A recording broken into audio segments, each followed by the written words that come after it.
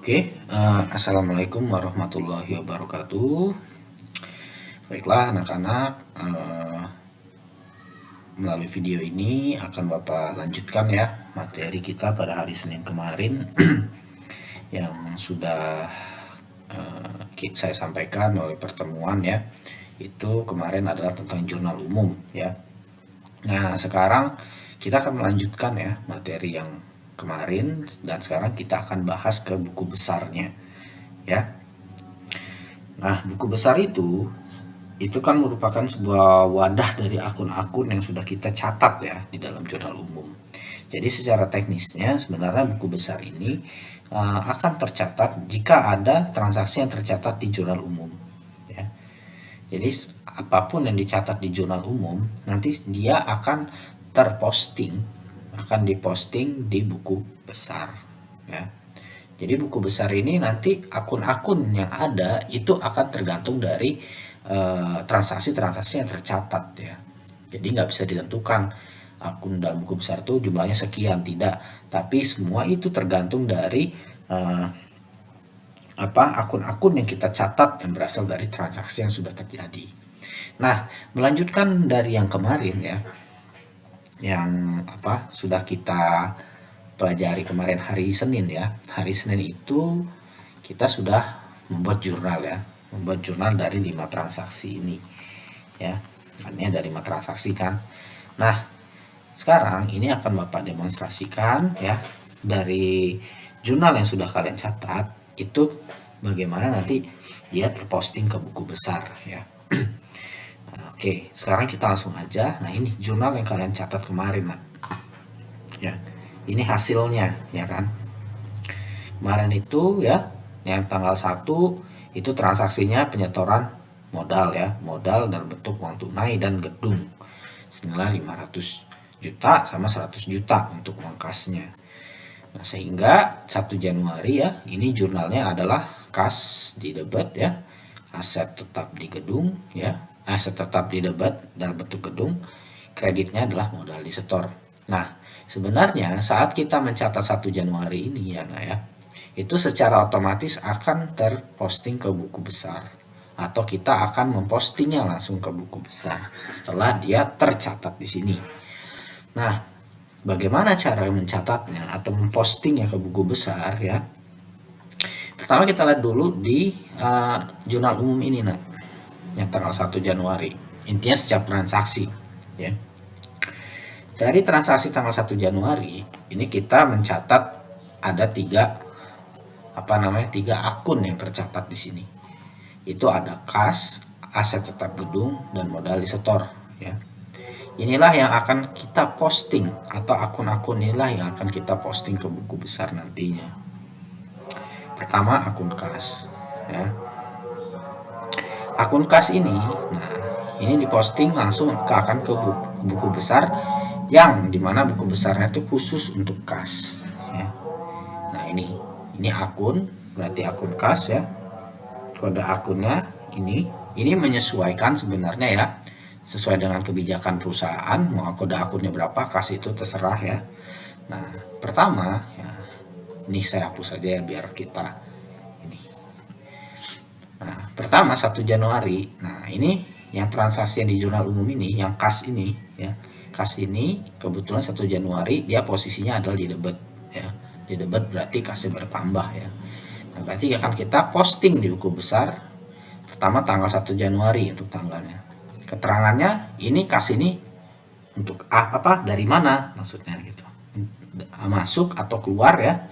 Ini dari apa dan untuk apa keterangan ini. Nah, ini kan sesuai dengan tadi ya dijelaskan di sini ya. Penyetoran uang tunai ya sebagai modal awal. Nah, berarti kan keterangannya ya kita tulis saja sebagai penyetoran modal ya.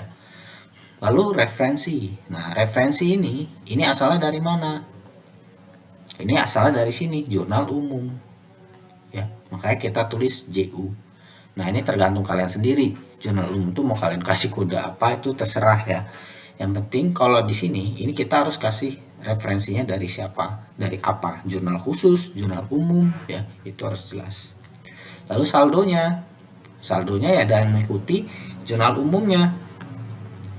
Di jurnal umum kas dia posisinya di debit, ya berarti kita posting di debit. Jadi sementara saldo untuk 1 Januari ya jumlahnya ini 100 juta ya.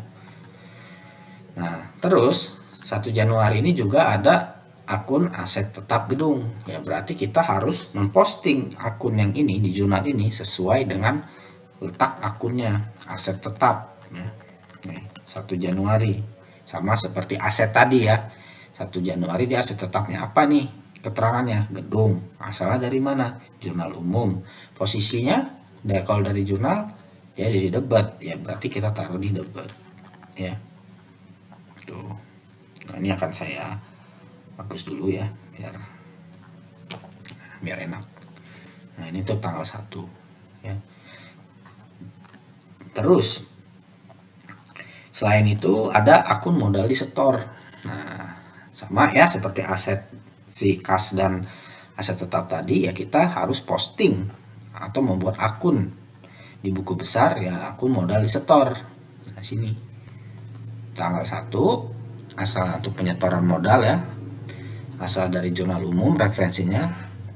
Nah posisinya di kredit dia jelas ya, mengikuti lagi ya, mengikuti jurnal umum ya. Oke, sekarang tanggal 2 ya. Ini perusahaan membeli persediaan dengan secara tunai ya, nah ya. Nah, berarti beli persediaan dia, persediaan bahan baku ya di sini. Nah secara tunai jelas di sini cash, kreditnya cash. Nah ini 2 Januari kita akan memposting lagi nak. Setelah dicatat jurnal langsung diposting ke buku besarnya. Nah di sini ada akun ada dua akun yang tercatat di jurnal ya. Ada persediaan sama kas.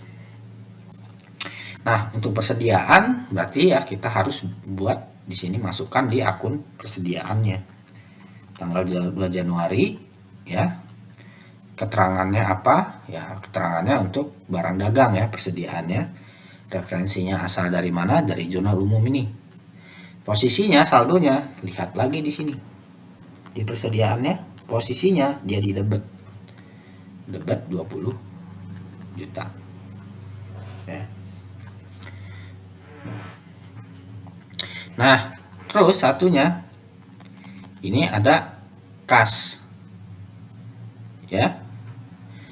Kas ini di sini kita kan sebelumnya sudah nyatet juga ya. Nah, di sini kita update lagi nah. Tanggal 2 Januari. Di sini dia membeli persediaan. Nah, asal dari mana? Dari jurnal umum. Nah, tapi lihat lagi posisinya. Kasnya posisinya ini adalah di kredit. Di kredit 20 juta. Nah, jadi saldo per 2 Januarinya menjadi 80 juta. Loh, kok bisa Pak? Iya dong. Tadinya kan di awal tuh 100 nih. 100 ya, posisi debit. Terus ketemu kredit. Kredit artinya apa? Kredit artinya aset itu berkurang. Dalam hal ini kasnya berkurang. Berarti 100 juta dikurangi 20 juta, 80 juta ya. Tuh. Kalau misalnya dia bertambah ya, kalau misalnya bertambah, kasih dia di posisinya di debit, nah kasih itu. Nah kalau sama-sama bertambah ya berarti saldonya ini bertambah. Tapi kalau saldonya debit sama kredit, oh berarti ada apa? Berkurang ini, ada yang berkurang karena dia debit dan kredit ya, bertolak belakang tuh. Ya. Nah berikutnya aset tetap peralatan di sini jurnalnya. Dari mana sih ini? Oh ini dari transaksi pembelian komputer dan kawan-kawannya kemarin ya. Nilainya 10 juta. Nah, di sini kita akan tadi kan sudah pernah ya memposting ke aset tetap ya. Nah, sekarang kita mengupdate postingannya lagi. Aset tetap tanggal berapa nih? Tanggal 5 Januari ya. 2021. Nah, di sini dia ada yang namanya membeli peralatan, nah, keterangannya. Sumbernya ya jelas ya, jurnal umum. Nah, dia membeli berarti, nah di sini posisinya debit ya, Berarti kita masukkan juga sesuai dengan jurnalnya. Nah, saldo per 5 Januari 510 juta. Nah, ini tadi yang saya contohkan di kas itu ya. Kalau misalnya aset dia sama-sama di debit nih, ya, ini sama ini debit, berarti dia sifatnya menjumlahkan ya. Tapi kalau misalnya peralatannya di kredit, ya berarti dikurang sama kayak kas tadi, ya. Nah, ini aset tanggal 5 Januari ini. Nah, ini kan dapat peralatannya kalau di jurnal asalnya dari hutang ya, hutang bank. Berarti di sini kita akan memposting hutang bank ke buku besarnya. Nih, ya. Jelas posisinya kredit enak ya. Keterangannya apa? Untuk membeli peralatan, ya. Oke. Nah, sekarang 15 Januari nih. 15 Januari ya, ini membayar endorse. Kemarin kita nyatetnya sebagai beban usaha atau dalam kurung pemasaran terhadap kas ya. Nah, kalau di sini ya jelas ya nak ya. Nah, di sini akan menimbulkan lagi kita harus memposting ini beban ya ke dalam buku besarnya. Berarti sama kayak tadi ya. Kita masukkan beban ya. 15 Januari beban usaha untuk akunnya, keterangannya beban pemasaran, referensinya jurnal umum ya. Nah, di sini posisinya ya sesuai dengan jurnal di debit ya 10 juta. Nah, terus satunya kan di sini dia kas ya. Nah, di sini juga di sini kita harus mengupdate lagi di kas di akun buku besar kasnya ya. 15 Januari dia keterangannya di sini membayar endorse ya, endorse atau pemasaran. Referensinya jurnal umum. Kredit lagi kan posisinya tuh. Nih ya. 10 juta. Tuh agak ngurangi lagi. Tadi ini 80 juta karena ada kredit lagi di sini, otomatis dia akan berkurang sehingga menjadi 70 juta. Seperti itu ya. Nah, ini yang kemarin jurnal terakhir yang kita buat, kas ya. Kita update lagi kasnya tanggal 26. Ini dapat pendapatan ya, pendapatan penjualan. Nih, kita lihat kalau nggak percaya ya. Pendapatan penjualan secara tunai ya. Nah, tapi di sini dia posisinya di debit. Nah, kalau debit berarti dia nggak ngurang kayak yang kredit tadi ya. Dia justru akan menambahkan saldonya. Jadi 150 juta ya. Nah, di sini juga kita harus memposting nih akun yang ini di buku besarnya. Buku besarnya pendapatan 80 juta. Sesuai kredit, sesuai dengan jurnalnya tadi ya. Tuh. Nah, ini udah ketemu saldo-saldonya ya. Saldo untuk masing-masing akun tuh. Nah, ya. Oke, jadi itu ya untuk pembahasan kita pada pertemuan kali ini ya. Jadi sudah selesai yang pertemuan materi jurnal umum dan cara memposting ke buku besar ya. Jadi itu adalah proses mencatatnya dari siklus akuntansi ya. Insya Allah pertemuan materi berikutnya itu akan membahas, kita akan mencoba membahas penyesuaian, tahap menyesuaikan ya. Nah, kalian juga bisa membaca lagi ya dari materi yang akan Bapak sampaikan itu, atau Bapak yang sudah saya sampaikan itu di ringkasan ya yang saya share.